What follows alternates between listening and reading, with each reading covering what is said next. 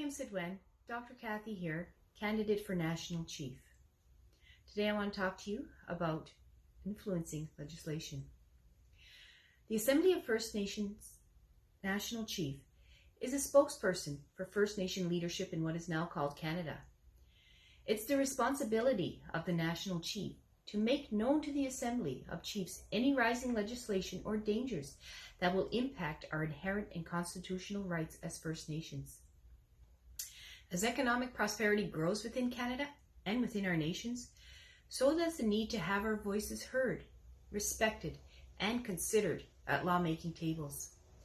The National Chief and team need to constantly be abreast of the legislation being sought by provincial, territorial, and federal governments, as all legislation has an effect upon us at some level. The Assembly of First Nation, through the National Chief, can host discussions with lawmakers to mitigate legislation that would threaten to unilaterally amend the Constitution. These discussions with external governments will bring to light our rights as inherent title holders to our unceded lands and resources by promoting appreciation and recognition of our legal rights and history, not only with Canada, but also with the Crown, and with whom many of our First Nations already have established historic treaties.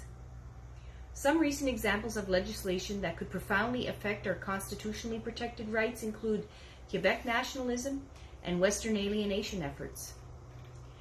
Similarly, with modern-day treaties, the AFN can lobby to provide guidance to independent nations who choose to negotiate with the federal government for compensation for loss of use of lands and resources and or repatriation of lands recognized by external governments. Understanding the modern-day treaty process is important, as the current negotiation system being implemented is colonialistic, whereas it denies nations who enter into discussions the liberty to discuss among their nations or with other First Nations who have been through similar process. This process of secrecy and exclusion is of little to no benefit for our First Nations and does not respect our values of inclusivity, responsibility, and 7-generational planning.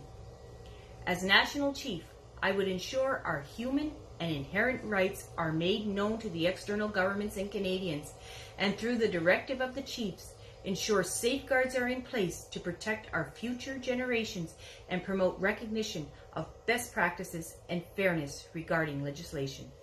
Willalio.